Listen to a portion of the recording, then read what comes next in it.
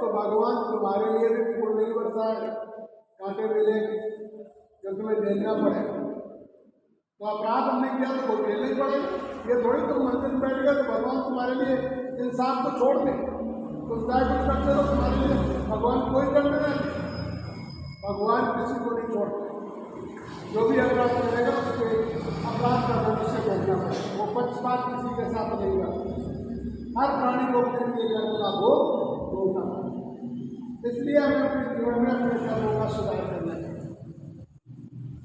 यदि आप 2 घंटे करना प्रारंभ किया तो 1 घंटे बनाओ 100 घंटे का सुखे, तो आपका जो है 100 घंटे का बैलेंस उससे पूर्ण हो जाएगी और 1 घंटा से 2 घंटे में चला जाएगा तो नाम से नाम तक होगा। तो हमें दोनों का बैलेंस अपने जीवन में नहीं करना पड़ेगा। और यदि तुम बैलेंस नहीं बनाओ तो तुम्हें वास्तविक दुखों का सामना करना पड़ेगा। तो बदलाव हमें अपने जीवन में कर लेना चाहिए, इससे ऐसे दिनों का हमें सामना न करना और परमात्मा हमारा साथ देगा। जब इस प्रकार से अपने बदलाव तो आपका मन बन जाएगा। एक बात और है कि हमारे घर में भोजन हमारी माताएं घर में बनाया करती थी, उन्हें एक दिन का सुधार करने क्या सुधार करना चाहिए? उन्हें भोजन बनाते नहा के भोजन बना लो और बना के एक थाली में रोटी रखो, इसकी सब्जी रख दो, भगवान का भोग लगाओ कि प्रभु इसे ग्रहण करो। हमारे घर में यदि किसी के विचार अच्छे हैं या बुरे हैं कैसे भी हो, लेकिन तुम्हें क्या कहना, भगवान हमारे घर की बुराई को ऐसी इसमें आप ग्रहण करें और ऐसी शक्ति पाते हैं क्योंकि हमारे घर में जो बुराई है वो सजा की जाए। ऐसी भावना से तुमने भोग लगाते रहे, भोजन चाहते से बनाते रहे, तो घर की बुराइयां सभी निकल जाएंगी। आदमी समय तो लगती है इस चीज को निकालने, लेकिन ये कर सकते हैं कि आपकी व्यवस्थाओं में परिवर्तन तो बदलना तो पड़े। तुम स्वयं बदलकर दुनिया में किसी को भी बदल सकते।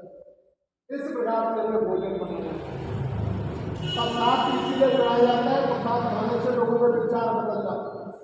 तो सच्चे मन से आपको बनाना और भोग लगाना वास्तव में अपने जीवन में बदलाव कर लेना चाहिए, जिससे इन दिनों का सामना तुम्हें न करना। अब बात ये कि हमने इस प्रकार से परिवर्तन किया। अब एक बात हमारे शास्त्रों में लिखी है कि जो गुरु के बगैर कल्याण नहीं होता है। गुरु माने होता है बेटा, गुरु माने प्रकाश। गुरु का मतलब शिक्षा देना, और उस शिक्षा को एक साथ धारण नहीं करते तो कोई फायदा नहीं। तो जो गुरु यदि सही होते हैं तो क्या करते हैं, वो भगवान से संबंध जोड़ते हैं, और जो स्वार्थी होते हैं तो माला देते अपनी फोटो पे। यही तो हिरण्यकश्यप करता था। शास्त्रों में लिखा है कि अपनी फोटो हिरण्यकश्यप अपनी फोटो की तो पूजा करवाता था, माला देता था। कल के राक्षसों और आज के महात्माओं में क्या फर्क है, ये आप खुद विचार कर सकते।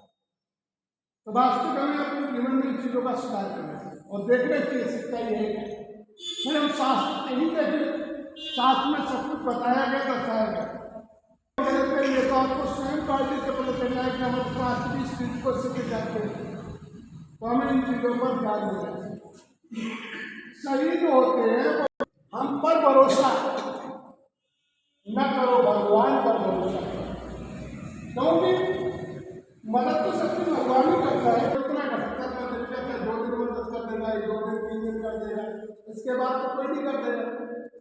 अगर तुम स्वयं भगवान की याद करोगे तुम्हारी सदा काल की मदद होगी और अपनी बात परमात्मा तक तुम कह सकोगे और परमात्मा की बात तुम सुन सकोगे। जब तक अपने जीवन में अपने संस्कारों का प्रवर्तन नहीं करें तब तक हमारे जीवन का उद्धार नहीं। तो वास्तविक हमें अपने जीवन का बदलाव करना चाहिए। तो परमात्मा ने इसमें दिखाया कि जैसे एक चार्जर है, ये बैटरी है और एक परमात्मा का जीवन।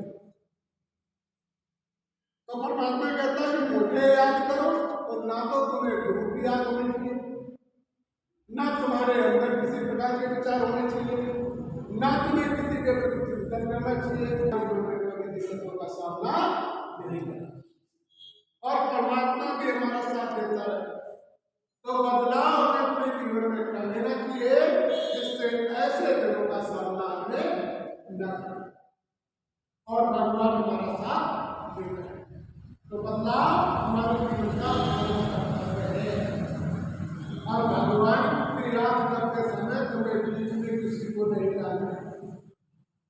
बाकी लोग करते हैं गुरु बुला लो, गुरु याद करो, उसके बाद भगवान के पास पहुंचो। यदि इंसान संसार में सब कुछ होता तो समझने की बात है, अभी तक ये दुनिया में अशांत और गंदा वातावरण आ रहा। परमात्मा जब चाहे संसार को बदलते, लेकिन वो करता है तुम्हारे कर्म के अनुसार जो व्यवस्था बदलता है, अपनी मर्जी से कुछ भी नहीं बदलता। तो इस प्रकार से परमात्मा कहता शिक्षक हो तो भगवान से मन लगाए, वही शिक्षक है। यदि अपने से लगाते हैं तो वो शिक्षक है।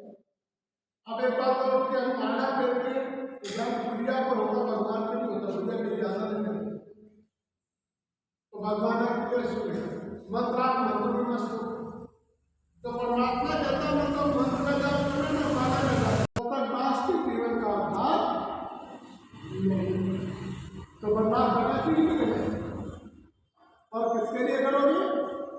आपके लिए, किसी और के लिए नहीं करोगे।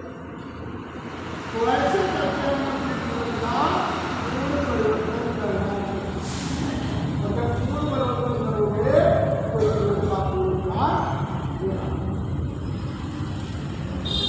अब क्या दिखाएगा कि जैसे चैन दिखाएगी, ये पार्टी का आत्मिक रूप दिखाएगा। ये समय संसार पर आत्मा आई थी, उस समय 16 बरस संपूर्ण निरकारी थी और जो इच्छा करती थी वो प्रकृति को भी उसके अस्तित्व में आगे होना पड़ता था। और तुम्हारी बॉडी में सब तो नहीं होती थी।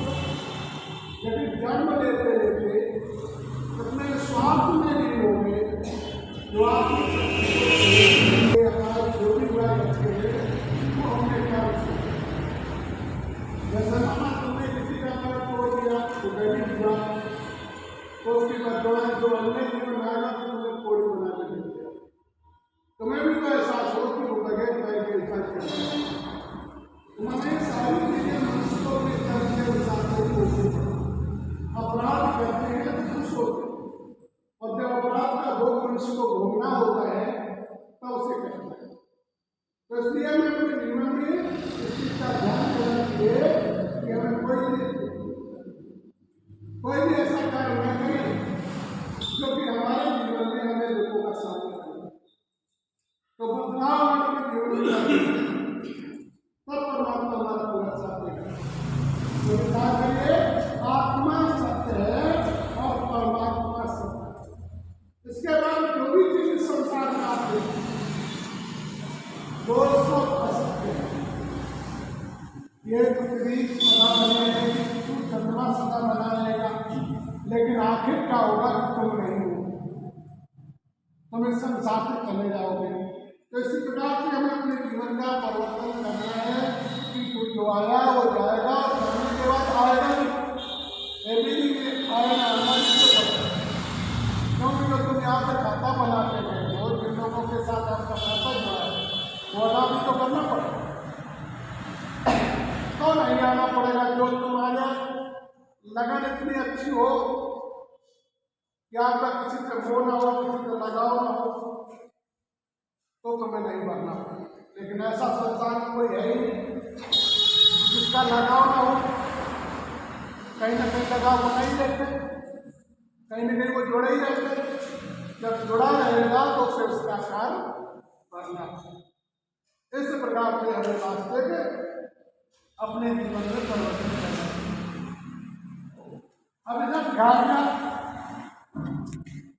लोग तीनों में आकारी, साकारी, आकारी और निराकारी।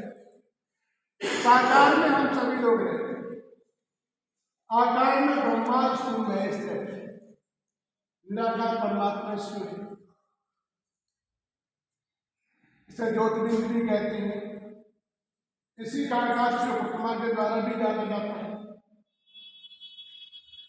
अब परमात्मा ने संसार चलाने के लिए तीन वेद देवताओं को नियुक्त किया ब्रह्मा शंकर। ब्रह्मा द्वारा स्थापना, विष्णु द्वारा पालना और शंकर द्वारा। अब ये तीनों देवता भगवान की क्यों याद करते हैं? इनके हाथ में तो सब पूरा अधिकार है। कारण क्या है कि इनकी लोग पूजा करते हैं, पूजा करने के बाद वो आरती करते हैं, और शक्ति की होने तो इन्हें भी तो अपराध लगेगा।